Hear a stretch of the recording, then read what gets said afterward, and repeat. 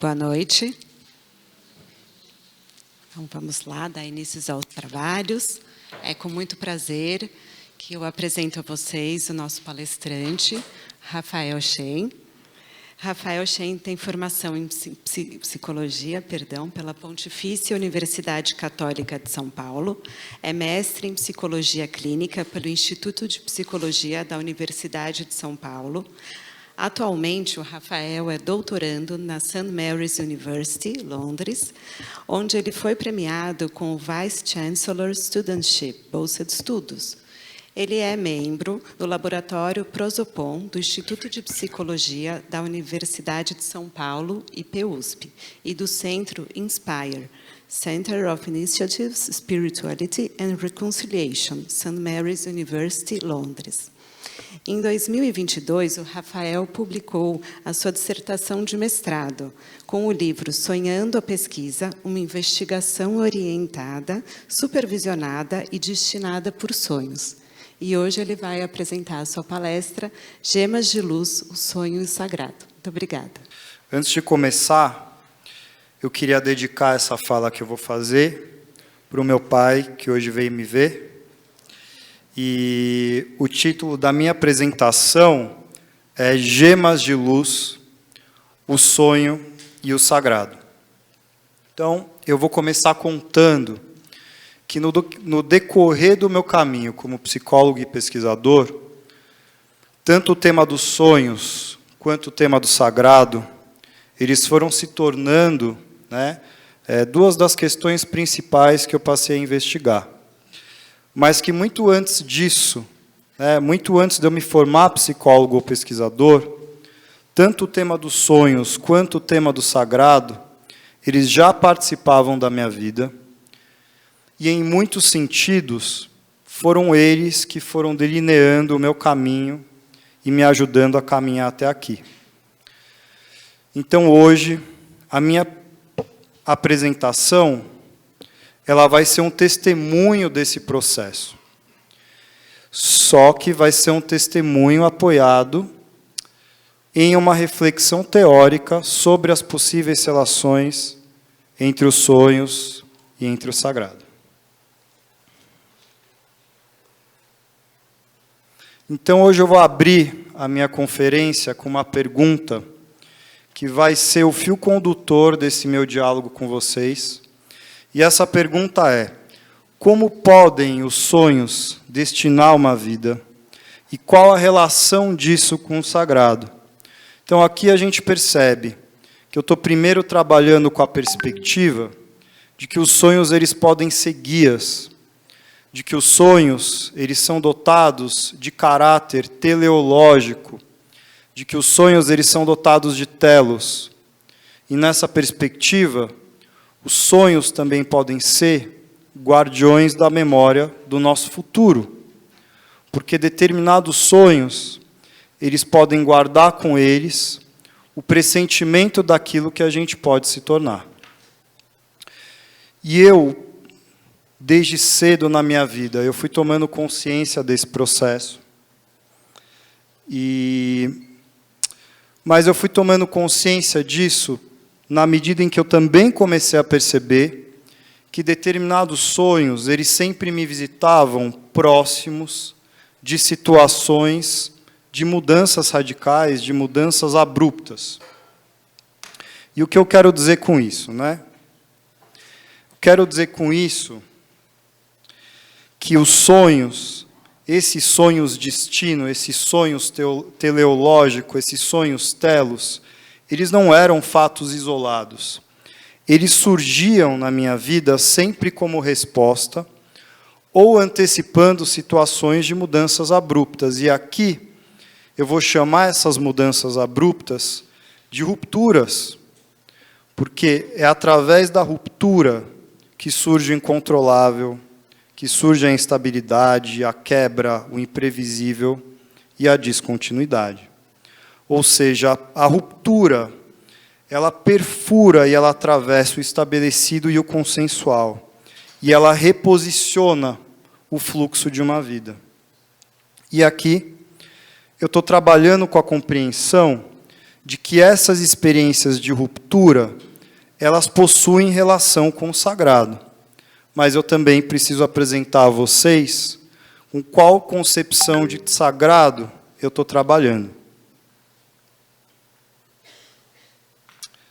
Então, ao longo do meu caminho, eu fui encontrando pessoas ao longo do meu caminho que foram me ajudando a ter mais clareza sobre o que é o sagrado.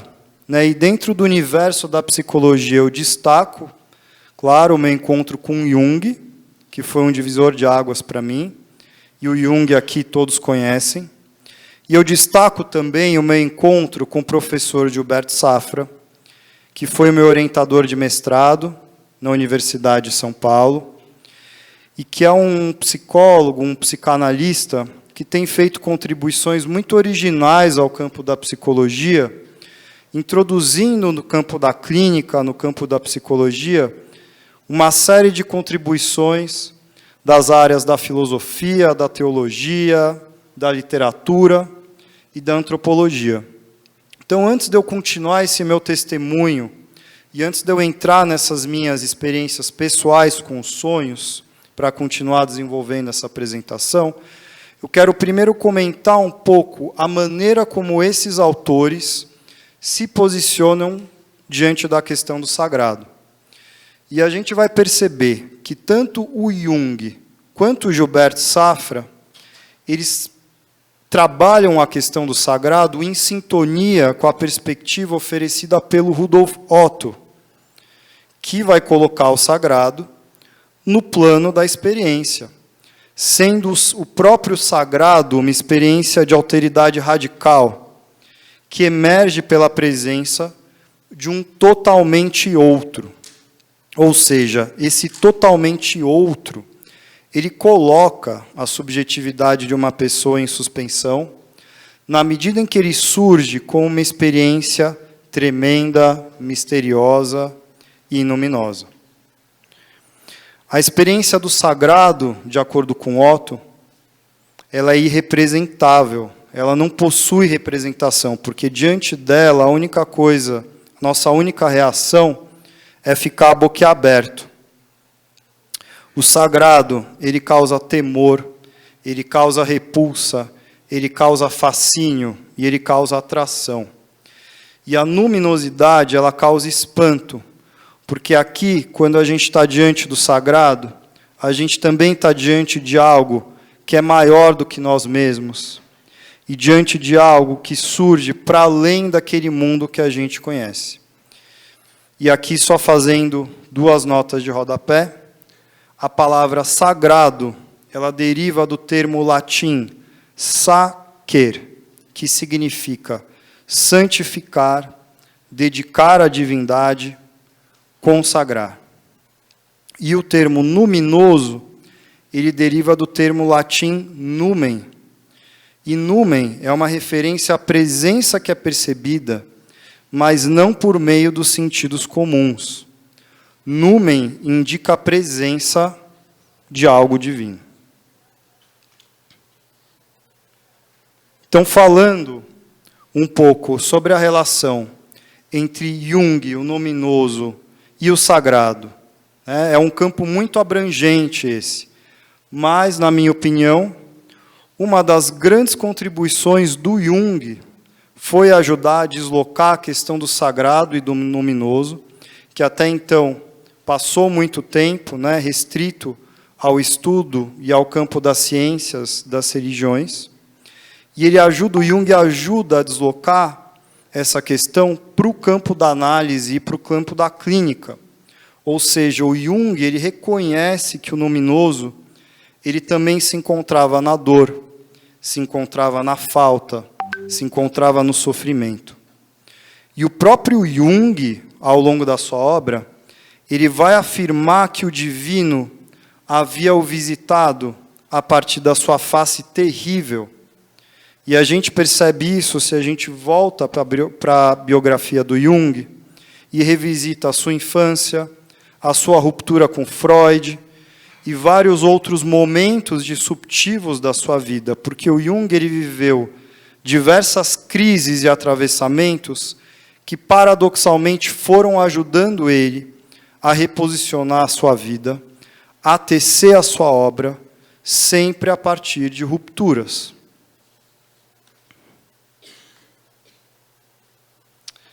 Já o Gilberto Safra, ele vai dizer algo muito interessante, que eu acho muito bonito. E ele diz o seguinte, que o ser humano, ele não precisa alcançar a transcendência, porque o ser humano já é transcendência. A transcendência é constitutiva ao ser humano. E aqui, a gente pode entender que a gente sempre está diante de algo em nós mesmos que nos escapa. A gente está sempre diante de algo que está para além daquilo que a gente entende ser a gente mesmo. E o Gilberto, ele vai usar o termo ôntico e ontológico para discutir essa questão. Então, enquanto o ôntico é da ordem do biográfico, da linearidade, do tempo cronológico, o ontológico, ele é a abertura constitutiva para os fundamentos do ser. O ontológico está para além daquilo que está restrito ao tempo e restrito a uma biografia. O ontológico, ele é a abertura. E, no entanto, a transcendência constitutiva do ser humano, segundo Gilberto, ora pode causar ao sujeito uma experiência de horror, ora pode causar ao sujeito uma experiência de júbilo. Ou seja, o infinito, ele pode ser agoniante, ele pode ser terrível, ele pode ser agonizante, mas ele também pode ser o toque da completude e da serenidade que se faz no eterno.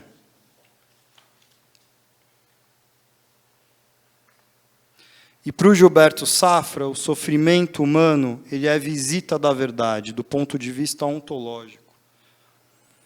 Porque o sofrimento, ele é uma visita da verdade, não só relacionada à vida singular de uma pessoa, mas de uma verdade relacionada a toda a humanidade. Ou seja, quem sofre, quem tem agonia, muitas vezes vai necessitar do amparo e da sustentação necessária para que a agonia possa se revelar a um respeito da condição humana. E para o Gilberto, a vivência ela se torna da ordem do sagrado quando uma dor ou quando uma agonia ela vai se revelar chamado e vai nos convocar a um processo de autorrealização e transformação. Então, a partir da contribuição desses autores, eu bolei esse diagrama, falando um pouco sobre a relação entre a ruptura, os sonhos e o sagrado. Então, aqui, o que eu tenho tentado exemplificar é que, diante das experiências de atravessamento e ruptura, podem surgir as visitações de sonhos que têm vida própria e que não só ajudam a gente, ou me ajudaram a atravessar uma turbulência que se impôs, mas que dão destino e abertura. E essas experiências, elas vão se revelar da ordem do sagrado, quando elas se mostram ricas, quando elas se mostram preciosas e quando elas nos abrem para o mistério. Ou seja, algo se torna da ordem do sagrado pelo valor inestimável e pela profunda transformação que essa experiência possibilita. E nesse processo, a gente se esvazia da vida que a gente julgava conhecer para permitir que algo novo possa nascer em nós e através de nós. Então, agora, retomando o meu testemunho, retomando as minhas experiências com sonhos. E eu vou começar com uma experiência que eu vivi em 2018, durante a realização do meu mestrado na Universidade de São Paulo, quando eu fui visitado por sonhos que acabaram por orientar, supervisionar e dar destino à minha pesquisa. E nessa época, eu digo que eu finalmente consegui me apropriar dessa minha relação com sonhos, porque eles deixaram de ser somente uma experiência minha, porque com essa pesquisa eu consegui demonstrar que era possível construir uma metodologia de pesquisa a partir dos sonhos, e eu pude demonstrar que os próprios sonhos eram fonte de conhecimento. E eu digo que eu me apropriei dessa questão, porque essa contribuição, apesar de modesta, ela foi publicada como livro Sonhando a Pesquisa. E desse jeito ela pôde nascer para o mundo. E esse é o livro que foi publicado.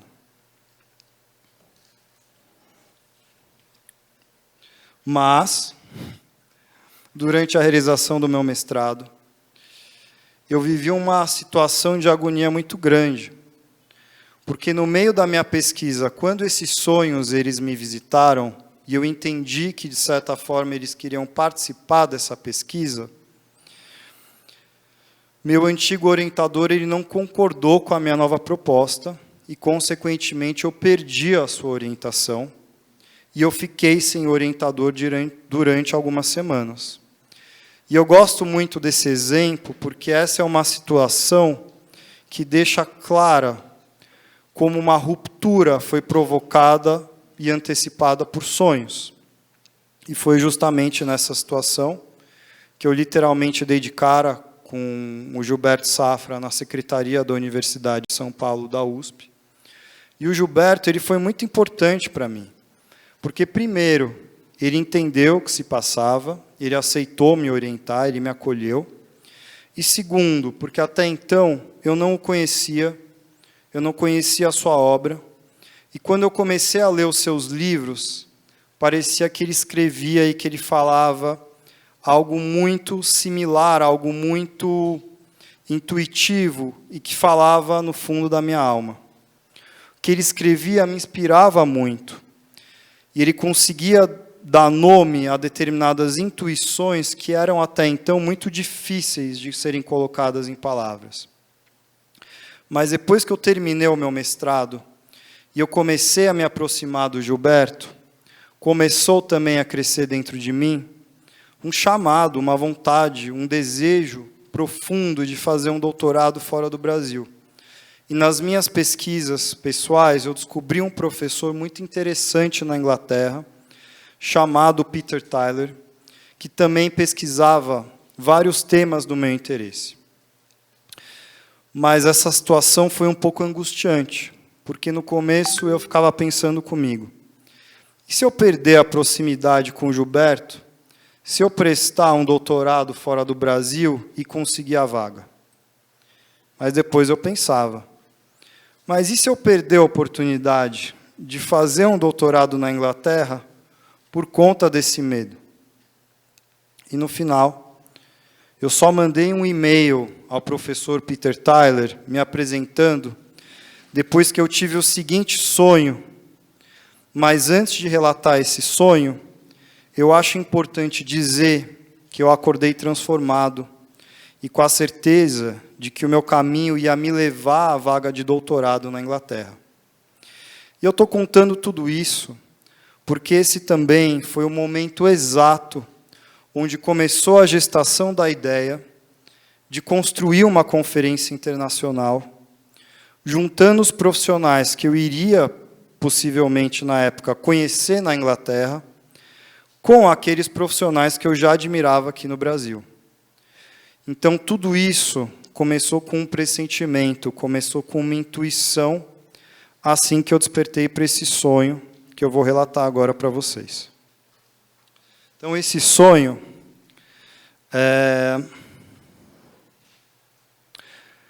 é um sonho de março de 2021, de 2 anos e meio, né, já se passaram desde esse sonho.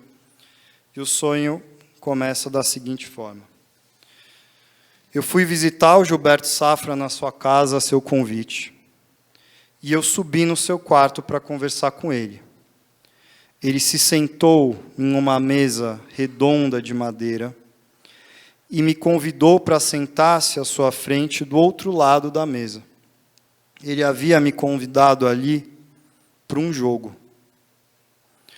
Ele primeiro cobriu a mesa redonda de madeira com um manto de veludo azul índigo. E em seguida ele me mostrou um saco, também de veludo azul índigo, de onde ele começou a retirar vários objetos e começou a colocá-los na minha frente. E eu identifiquei esses objetos como pedras preciosas, e elas eram bastante exóticas. As gemas possuíam um brilho e vida própria, e apesar de não se mexerem, havia uma espécie de fluxo de energia e movimento no seu interior. As pedras eram brutas, e algumas delas pareciam pequenas árvores ou vegetais em forma de gemas preciosas. Algumas até possuíam algo parecido com plumas que saíam delas. Eram todas gemas repletas de luz.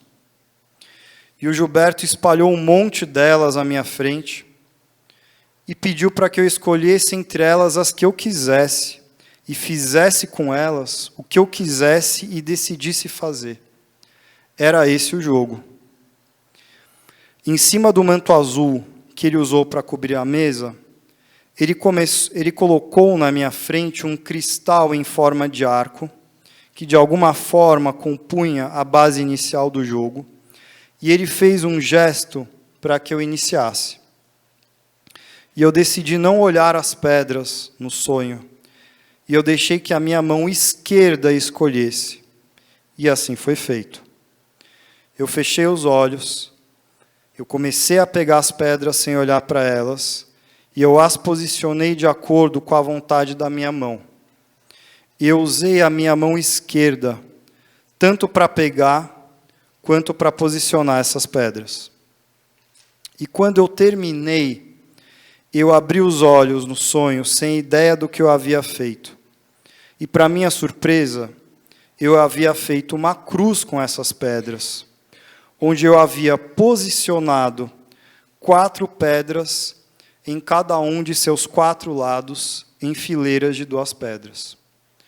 E no centro dessa cruz, eu havia posicionado outras 2 pedras na vertical. Ao ver isso, o Gilberto primeiro brincou comigo e disse: já está bom de pedras, não dá para usar todas não. E deu uma risada brincando. Vamos ver o que nós temos aqui. Então ele apontou para as 2 pedras posicionadas do lado superior da cruz. Do meu ponto de vista no sonho, eram as pedras da extremidade de cima da cruz, a cabeça da cruz. E uma dessas pedras harmonizava muitos tons de azul. Observando a pedra, ela era repleta de vida, e o seu interior parecia o céu estrelado de noite. Por ser também translúcida, dava para ver que pequenas luzes se mexiam no seu interno, que me pareciam o próprio movimento das estrelas no espaço e no cosmos. A outra pedra, ao seu lado, era dourada e brilhava como ouro, mas também era escura e negra. Ela era, paradoxalmente, os 2 ao mesmo tempo, dourada e negra, escura e brilhante. E apontando para essas 2 pedras, o Gilberto de novo brincou comigo. Hoje você está cósmico, ele disse. Essas são as pedras da sua eternidade. E então, nós 2 nos sentamos, contemplando as gemas que davam vida à cruz.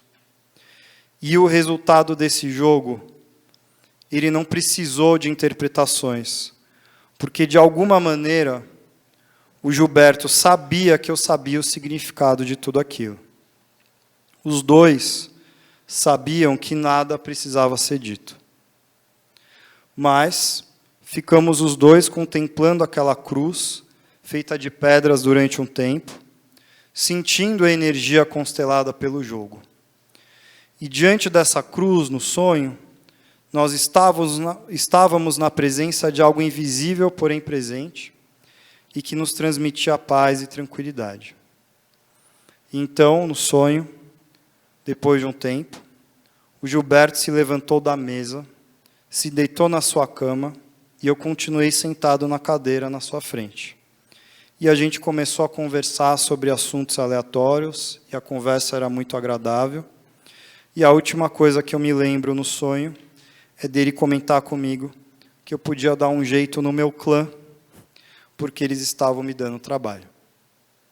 Acordei. Então,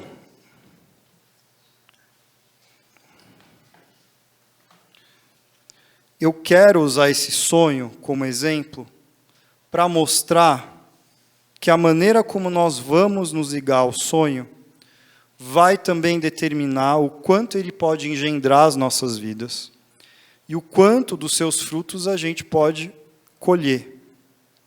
Então, se a gente leva em consideração de que a estrutura do sonho ela é simbólica, a gente pode pensar em diferentes níveis da hermenêutica e da vivência do símbolo.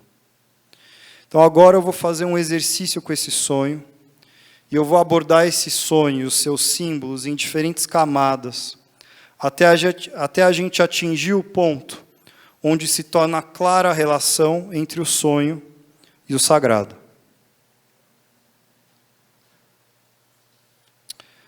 Então, num primeiro nível, a gente poderia estabelecer relações lógicas entre o que o sonho mostra e determinados significados. E nesse nível, o símbolo ele é uma representação e ele nos aponta para determinados sentidos. E tradicionalmente isso se sustenta com uma interpretação realizada a partir de associações. Aqui, o símbolo ele adquire caráter representativo. Se a gente focaliza o símbolo da cruz, mostrado pelo sonho, por exemplo, e trabalha ele a nível das representações, a gente poderia, por exemplo, estabelecer uma analogia entre a imagem do ser humano de braços abertos e a cruz. E aqui eu fiz uma adaptação de um esquema apresentado no laboratório Prosopon da USP, pelo próprio Gilberto, para demonstrar isso. Nesse esquema, a cruz, como a imagem do ser humano, ela pode representar a abertura que nós possuímos para a transcendência, para as nossas pulsões, para o nosso passado, ou para o nosso futuro, por exemplo.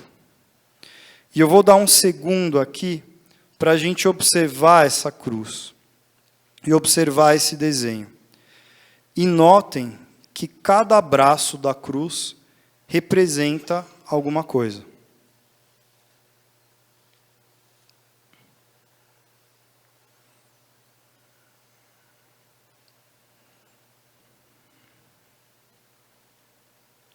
Bom, ainda a nível das representações, aqui eu tentei reproduzir uma imagem similar ao símbolo da cruz que me apareceu no sonho. E a gente pode fazer um exercício rápido aqui e olhar para essa cruz também durante alguns segundos. A gente pode usar ela para fazer uma série de análises representacionais desse símbolo, a partir, por exemplo, de uma amplificação simbólica. Nós poderíamos construir diversas associações a partir da imagem apresentada no sonho, partindo da cor azul índigo, do número de gemas, da disposição das gemas, e traçar vários paralelos entre esses símbolos e outros símbolos culturais. Mas o importante aqui é a gente compreender que esse ainda seria um exercício restrito ao nível representativo, restrito inicialmente a uma lógica. Mas, para além das representações, a gente pode compreender que os símbolos, eles também nos apresentam diferentes registros. E ainda trabalhando o símbolo da cruz do sonho, a gente pode perceber que, para além das representações, existem realidades e modos de percepção que esse símbolo nos apresenta e nos permite experimentar. O símbolo apresentativo, ele é um eco que tem efeito sobre a alma e sobre a corporeidade e, consequentemente, provoca uma transformação na consciência. E a gente percebe esse efeito esteticamente quando a gente é tocado pela música, pela poesia ou pela arte, por exemplo. Porque mais do que representar, nesse nível, o símbolo ele nos afeta, ele nos transforma e ele nos move.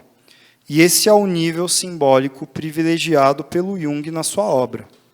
O símbolo para o Jung é a energia de transformação da psique e da matéria. Aqui, mais do que representar, o símbolo ele possibilita uma vivência. E para mostrar como isso acontece no sonho, por exemplo, a gente pode contemplar as duas pedras da coroa da cruz que surgem no sonho. A primeira dessas gemas, ela nos apresenta um modo de percepção bastante específico, que é cósmico. O espaço, as estrelas, o fluxo da vida no interior da gema, nos apresenta um modo de percepção atípico, onde as coisas se conectam e se relacionam. A gema, ela nos apresenta a experiência de um universo em movimento, onde tudo está em constante diálogo. E nesse nível apresentado pela gema, pelo universo apresentado pela gema, a vida ela brilha enquanto estabelece conexões e diferentes relações. Mas a gente também pode contemplar a gema dourada e negra para se aproximar do nível apresentativo. Do ponto de vista racional e das representações, a gente pode se perguntar: como pode algo ser, ao mesmo tempo, dourado e negro? Essa gema, no entanto, ela nos apresenta um modo de percepção que supera o registro representativo e nos coloca diretamente em contato com a experiência do paradoxo. Essa gema nos diz o seguinte: existem fenômenos que podem brilhar como o sol, como o ouro, mas que mesmo assim permanecem escuros, velados e escondidos em sua natureza. Essa gema no sonho, ela nos abre para determinadas vivências que só podem ser tocadas se nós sustentarmos os paradoxos. E ainda, a nível apresentativo, a gente vai perceber que essa cruz no sonho, ela é fruto de um encontro e de uma experiência. Mas o sonho, ele vai nos apresentar um tipo de encontro bastante particular. No sonho, o Gilberto me convida a ir à sua casa, ele me senta na sua mesa, ele me apresenta o seu manto, ele me oferece as suas gemas, e ele ainda me diz: faça com isso o que você quiser. E como é que pode isso? O que é isso? O sonho aqui, ele não está nos mostrando um encontro qualquer.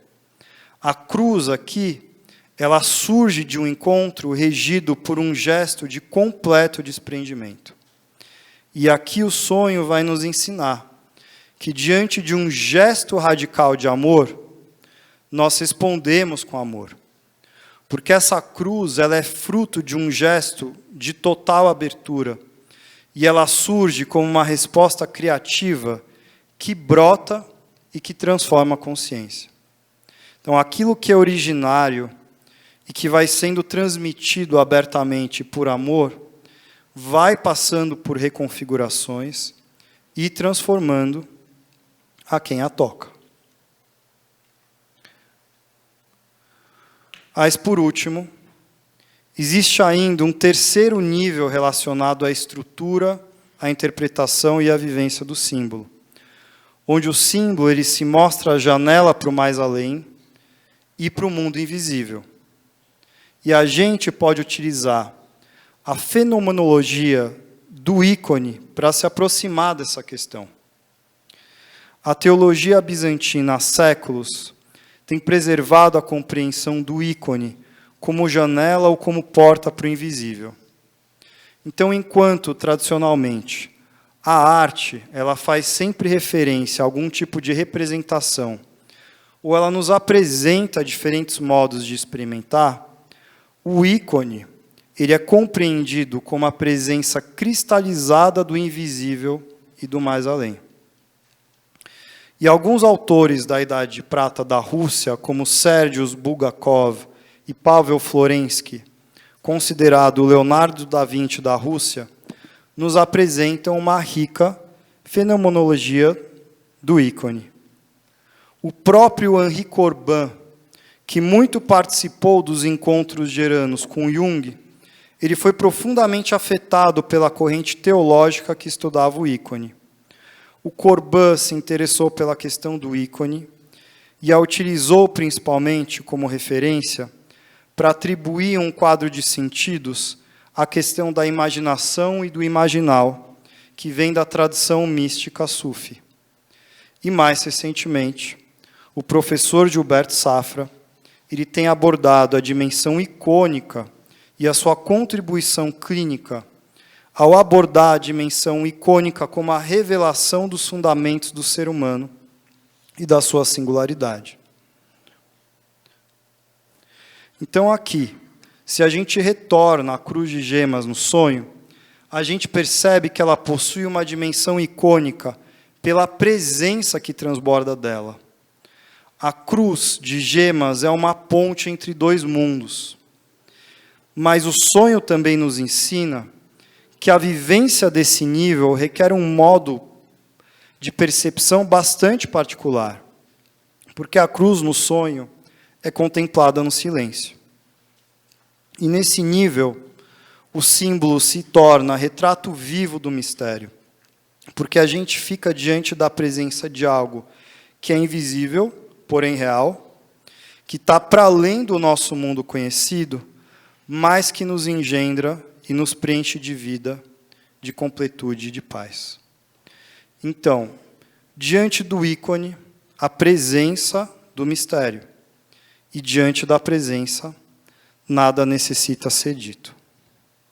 E agora, eu vou terminar o meu testemunho afirmando que o mistério atravessou o sonho, fecundou a vida e nasceu para o mundo. 2 anos e meio se passaram desde que eu despertei para esse sonho e ele continuou sendo cultivado. E foi por conta desse cultivo que eu conheci meu orientador atual na St. Mary's University, o professor Peter Tyler, que hoje eu admiro tanto e que tem me ensinado tanto também. E depois a Julianne, com quem eu organizei essa conferência. E foi assim que o professor Paulo e a professora Sandra aceitaram participar desse projeto e dessa parceria. E foi assim que, de repente, eu conheci e me aproximei do Roberto Gambini, que tem dado um suporte incrível a toda essa conferência. Gambini, todos nós da organização da conferência somos extremamente gratos à sua generosidade, à sua amizade e à sua amorosidade. E foi assim que o Gustavo Barcelos, a Margaret Barker e tantos outros aceitaram participar dessa conferência, assim como tantos outros participantes, condutores de oficinas e palestrantes. E foi assim que toda a comissão do evento se criou como uma rede de apoio em espírito de amizade. E foi assim que nós chegamos até aqui. Então isso, para mim, é a maior prova de que esse sonho nasceu para o mundo e de que os sonhos possuem relação com o sagrado. Obrigado.